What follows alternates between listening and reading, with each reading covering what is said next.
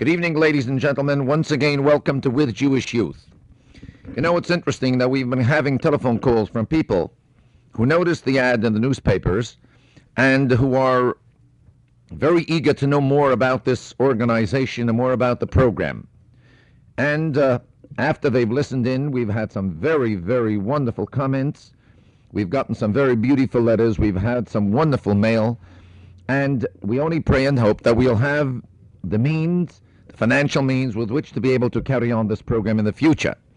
We are working at it, and we pray that you people who are out there in the audience will understand how to evaluate this program and to put us on the list of the organizations which you support, so that we should be able to bring this message to both young and old, and in order for us to make the proper inroads in those areas where these kind of messages are never heard.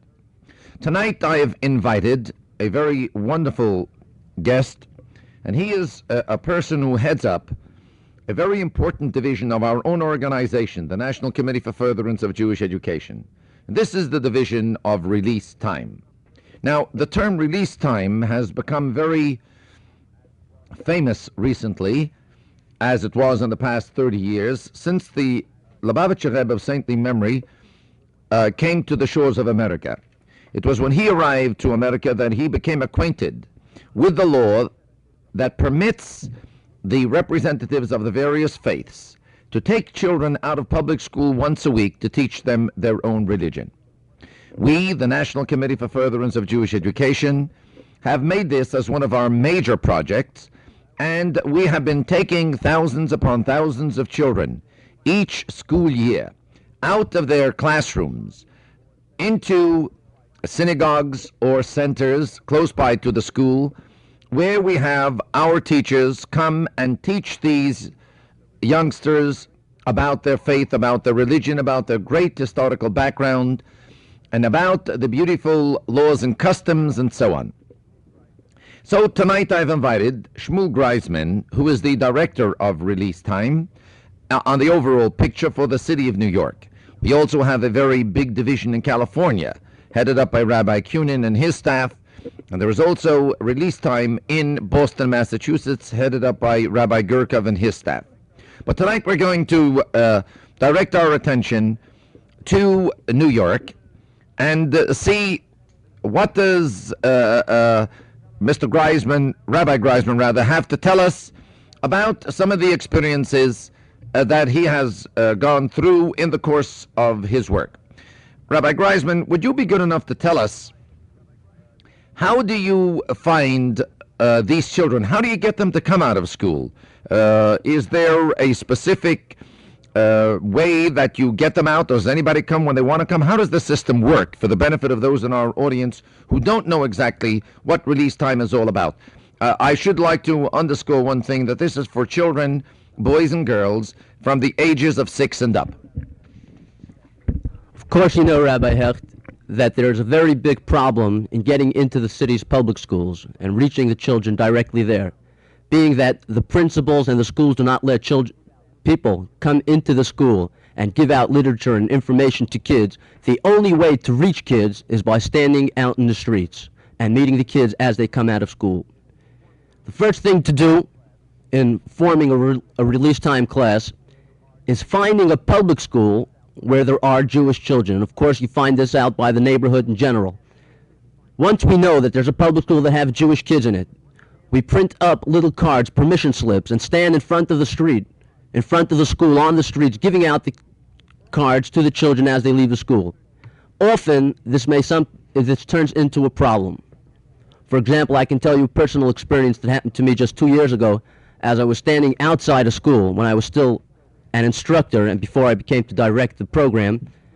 As I was standing outside, giving out the cards to the kids, and all the kids were coming by, "Ooh, can I have one?"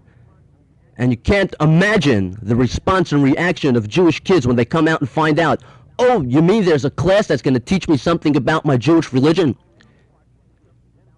Well, this is only on the part of the kid. Then all of a sudden the principal comes charging out of the school and tells me, "You better leave here fast before I call the police." And he starts a big tumult and he calls teachers and he says, "You can't do this. You're creating a riot." when all the kids were just passing by quietly and just picking up the cards. That's step number one, getting the kids to know something about it. There's another problem in this. When an outsider comes to a school, the child does not know who you are, who do you represent. They just see a person giving out the card on the street. If we would have cooperation from groups and families and parents in the neighborhood that would cooperate with this and work together in passing the information from neighbor to neighbor, it would be much easier.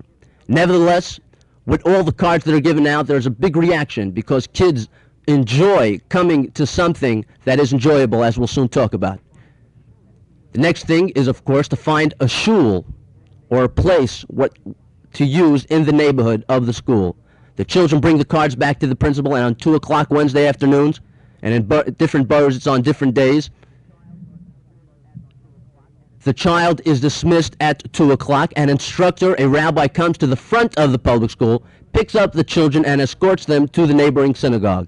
There the program begins from 2 o'clock until 3 o'clock. It's just 1 hour that the cities permit the children to leave. After children are there for 1 week, the few that come on the first week, the news spreads quickly from one friend to another. And that way, a class that starts with 10, 15 children can build up to 30, 40, 50, 100, and in some places that we have classes of 250 to 300 children. Another thing that we do is put ads in the neighborhood newspapers. For example, there are ads that come in, of course, from the Committee of Furtherance of Jewish Education, in the New York Post, in the New York Times. We put ads in local newspapers in neighborhoods like Canarsie and Flatbush and in Queens to make the public aware of this service.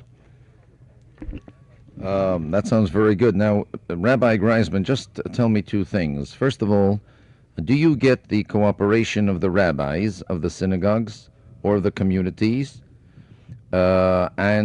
Secondly, how does one go about if, let's say, a community would like for you to come in with the staff to set up a release time class? What would they have to do? To answer the first question, in most instances, the rabbis are cooperative. And that's simple because over the years they have come to realize the remarkable success of this program in bringing kids that normally wander in the streets and have no contact with a local Jewish organization. And through the Wednesday hour, not only are they educated and find out Jewish things on Wednesday afternoon for 1 hour, but they, during the week or on Shabbos or on Yom Tovim, on Jewish holidays, come into the same shul. But we find in instances that some rabbis tell us that this will be in contradiction to their Talmud Torah classes, which, let me explain here and point out, is not true. The two programs are entirely different. The Talmud Torah takes time in teaching the kids Hebrew, teaching them how to speak Hebrew, how to read Hebrew, bar mitzvah lessons, while the program for Wednesday hours takes a different light. What we want to do with the kids when they come for only 1 hour a week, being that the time is limited, is tell the children more about their glorious Jewish heritage. Tell them where they come from. Tell them stories of Avraham Avinu, of Moshe Rabbeinu. Tell them that they too are part of this Jewish people that started from Avraham Avinu. And that there are Jewish children today making part and are part of this long golden change that starts from Avraham Avinu. When a child comes into a class, he's told stories, he's told brachas, he's told the history of the Jewish people. He's taken on trips, for example, to matzah bakeries. He's taken on trips to see Purim carnivals. He's taken on big gatherings during Hanukkah. He comes to realize that there's more than just knowing the Hebrew alphabet, just a little bit more to Judaism than knowing that there's an Aleph, there's a Beis, there's a Gimel, and there's something that I have to learn only for my Bar Mitzvah. He finds out that Judaism extends after the time he becomes Bar Mitzvah. It's therefore simple to see that the two programs, a Talmud Torah program and a Wednesday hour program, work together in unison, where you get an overall background at the Wednesday hour, and then all the other things that he learns in Talmud Torah become more realistic. Now, anyone that wants to open up a Wednesday hour, the only thing he has to do is contact us, and of course we would appreciate their cooperation in finding a shul in the neighborhood, parents in the neighborhood that would spread the news to different parents and give the information over to their kids. Okay, that's simple. The telephone number is 778-4600, 778-4600. And the address, of course, would be National Committee for Furtherance of Jewish Education, Release Time Division, 824 East Front Parkway, Brooklyn, New York, 11213. Rabbi Greisman, do you concentrate on special background children, or do you take children from Treifa homes, non-religious homes, and how do these kids relate to this new type of eye-opening religion that perhaps they don't get in their home? Now, this is two parts. In other words, give us the element of children that you're getting from the public schools today, and secondly, how do they relate to it? How do they take to it? Do they reject it? Do they like it? And do you have any problems that come forth from it? The type of kids that come to Wednesday hour are those kids that answer the card that is given to them on the street. That means that any kid, no matter what background he's from, which family he comes from, the type of family he's from, it makes no difference at all. All kids, and we do have kids from all different types of backgrounds in the Wednesday hour program. There are kids that come from broken homes, from mixed marriages. There are kids that come from families that their parents themselves, and this is a very interesting thing that I have met in my experiences giving out cards on the street, parents that come over to me and say, "You mean this still goes on? I remember 25 years ago when I used to leave the public schools and go for an hour. Of course I want my children to go." These are, of course, parents that their entire Yiddishkeit was only because of that 1 hour of 25 years ago. And they realize that their kids do not have the background that they had 25 years ago. They realize their kids are more separated and more independent today than they were 25 years ago, as is in general in the world today. They therefore remember the 1 hour that they had, and they want their children to go. Of course, we have cases where the parent just hears and doesn't know anything about Wednesday hour, doesn't know what the program is, but hears something about that the kid should find something out about Judaism. The reaction is unbelievable. I can go on telling you, Rabbi Hecht, stories for hours of cases that come in. We haven't got hours on this show, but maybe you could tell us one or two interesting stories of experiences that you had. I think our audience always likes that human interest touch, the real thing, as we call it, that comes from the work. Philosophy is one thing, but I think that one good story or one or two good stories would certainly carry a point across, and our audience will really get the feeling of exactly what kind of work we are doing here. Well, there's a very interesting story that happened with me personally about 2 years ago, that I had 3 little kids coming to my Wednesday hour class. The kids spoke Spanish. They came from South America. It seems that the family lived in Israel and then came to America, and after a while moved to South America. The children being in South America didn't have a religious education, a Jewish religious education. The mother and the father knew about Judaism. They knew about the holidays. They knew about Shabbos. And they kept all the traditional things at home. The mother used to come every Wednesday to pick up the children at 3 o'clock. And she used to tell me that her little daughter sometimes used to come home and say, "Mommy, you know what? The kid, my friend, next to me, sitting at the table in the lunchroom, was eating a pork sandwich." The kid didn't know what to do. The little girl, 9 years old, found herself in an atmosphere that she couldn't fit into, and she didn't know what to do. The mother wanted to send the kids to public school to get an education, an English education that the kid didn't have in South America. After a few weeks of coming to Wednesday hour, they used to come for just an hour a week. They used to hear stories about the Jewish religion, and little by little, they found out that today in America there's such a thing as yeshivas. There's a place where kids can learn and not only have a religious education, but a secular education, which in most instances is better than the education in the public school system. Well, this was getting close to the summer. No arrangements could be made during the year. Well, in the summer, the girl of the 3, the girl went to Camp Amuna, which is your camp, Rabbi Hecht. And I don't even know if you know about this story. But the girl went to Camp Amuna for a trip or 2 trips during the summer. The 2 boys went to Ole Torah Day Camp. And after the summer, besides the 1 hour they had during the year, being in camp for a whole day, they decided that things could be arranged for a yeshiva the next year.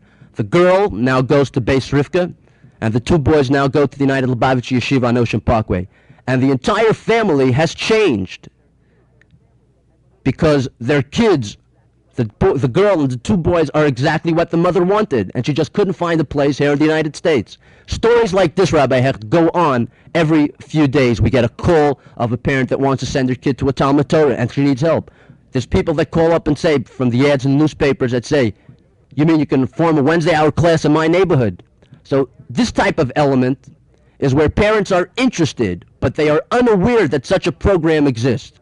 And giving out the cards on the street, giving out the informations in stores, and the ads in the newspaper to make people aware of this, and they interest themselves. But of course there are parents that don't know anything about it, don't know what the program is, but after a week or 2 or 3, when the kid comes to them, the mother and father realize something else, that besides learning about the Jewish religion, the child changes in general aspects. In respect to parents, it changes. In their way, in their self-conduct, the way they walk, the way they talk, over a period of time, it changes. And it seems that most parents are happy with the Wednesday hour program. This story is, of course, a most magnificent one, and it tells the story of how we saved an entire family for God and for our people. These people would have most probably gone astray. Who knows what could have happened to their children? Being in this kind of a public school atmosphere, it certainly is very far from being conducive to religious observances. But perhaps you could give us another story from a family who didn't have the yearnings that these parents, well, fortunately, these Spanish parents, or the Israeli parents, at least knew what they were looking for, and so fortunately that divine providence led their children to us, and through this they were able to come back into the fold of Judaism. Now, but we, as you mentioned yourself before, we do have children from families that are far, far out and far away from religion. How do parents respond to requests of children when they come home with what, telling what they have learned at their release time class? Well, being that there are many parents that the atmosphere that they live in, their environment, is not at all permeated with any religious feeling or anything religious that they can see before them, that over the years they tend to forget and put aside the seriousness and the importance of a child's Jewish education, even if it's only 1 hour a week. Let me tell you a story that happened a few years ago about a parent that wasn't at all interested in having her child get a Jewish education. She herself, when she was young, went to Talmud Torah. She knew different things about the holidays. She knew different things about kosher food, about Shabbos, about Yom Tovim, about Purim Matzah. But the child knew absolutely nothing until she started going to a Wednesday hour class. One of the things that happen, that go on at the Wednesday hour class, that the kids are taught to light Shabbos candles. And each week, another girl is called up to recite the blessing and light the candles, to teach them when they grow older, or to bring this home and have their mothers do the same.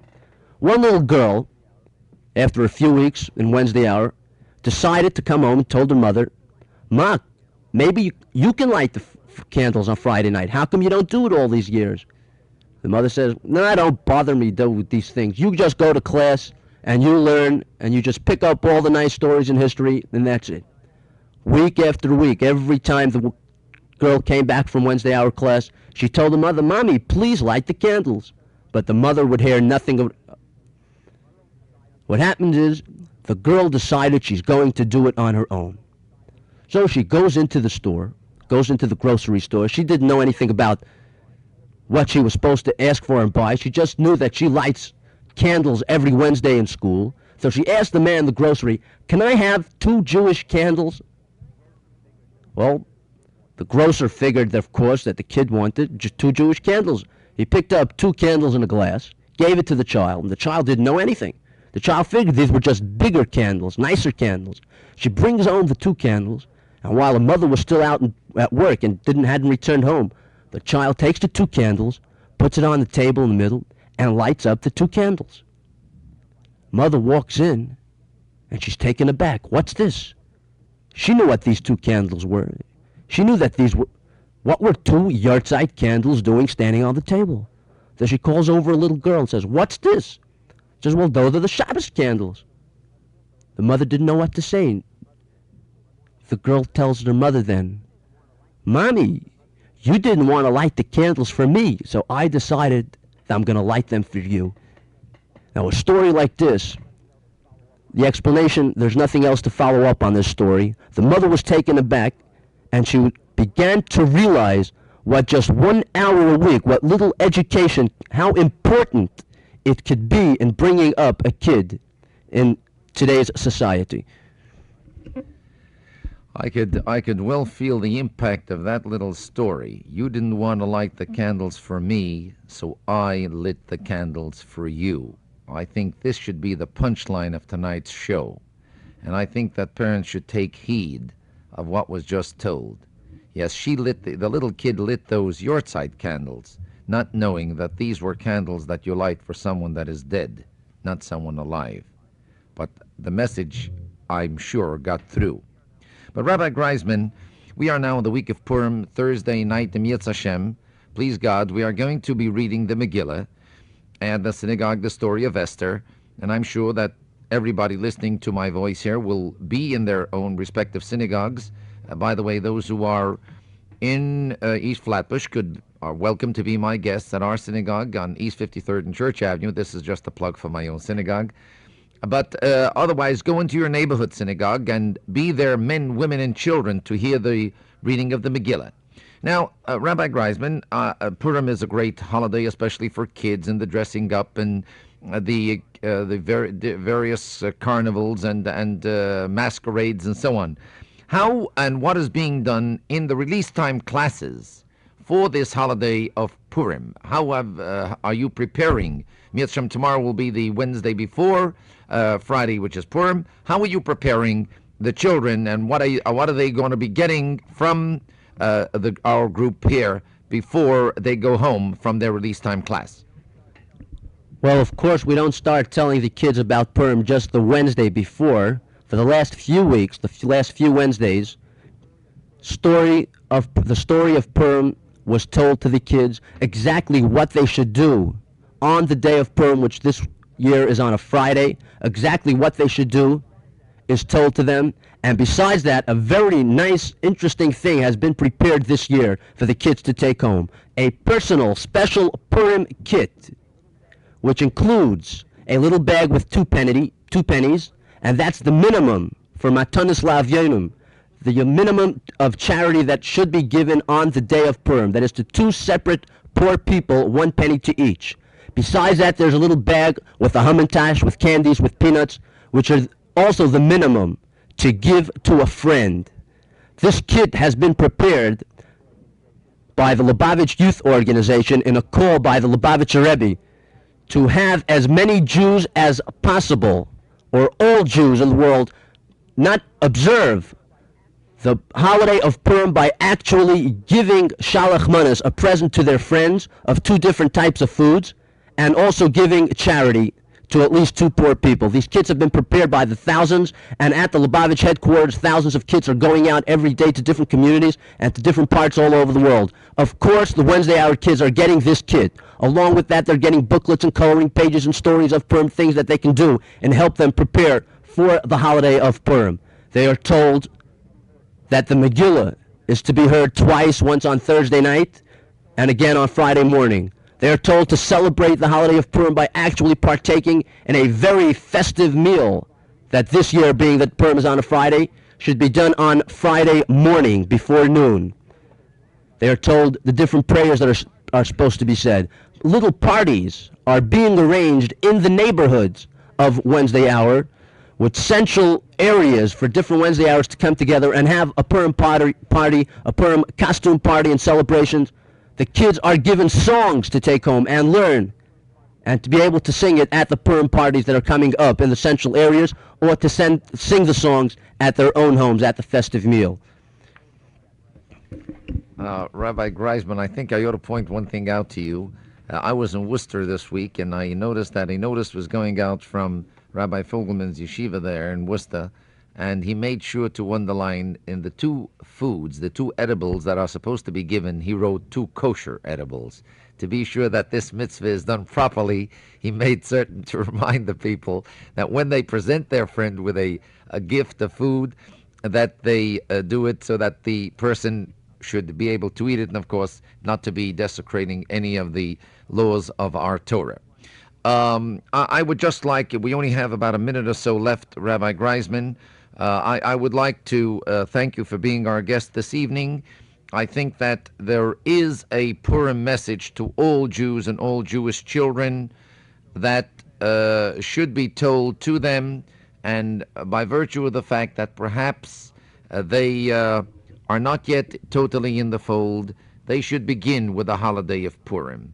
And since Mordechai was the one who broke the back of Haman by gathering the children, perhaps this is so important that we are gathering our children today from the public school. So in a way, you are one of our Mordechais, and I want to congratulate you and the whole staff that works along with you. Just a message to the parents and to the rabbis of communities, if they would like to take advantage of this program, tell them once again where and what to do. If you want to start a Wednesday hour program in your neighborhood, just call the office, the Committee for the Furtherance of Jewish Education at 824 Eastern Parkway. The number is President 84600, and ask for the release time division, and our cooperation will be given without any questions. Okay, so ladies and gentlemen, here you had it, another program with Jewish youth. And so, you never know what a 1 hour a week could accomplish. But there are many more stories to be told. There are today young men and young ladies who started out with an hour a week, but today are true, dedicated, committed, religious Jews who are doing a fantastic job for God and for our people. And so, those of you who haven't taken advantage as yet, here is an organization that's offering to you to do a real great job on your behalf. Take advantage of it. And the rest of you, ladies and gentlemen, remember, Thursday is a fast day. It's the fast of Esther. This is the day prior to Purim, which is on Friday. Thursday night, please God, we will be listening to the reading of the Megillah. On Friday morning, as you heard from Rabbi Greisman, there are the three mitzvahs, the sending of gifts of 2 edibles to at least one friend, and then at least to 2 poor people to give charity. If you don't have any poor people in your community, if you have a pushka in your home, you can drop the money into the pushka. Otherwise, you can send it out to our poor fund, and we will be happy to see to it that the poor people receive these gifts that you are offering to them on the holiday of Purim. In the meanwhile, thanks for being with us, and until tomorrow at the same time, may God bless you all.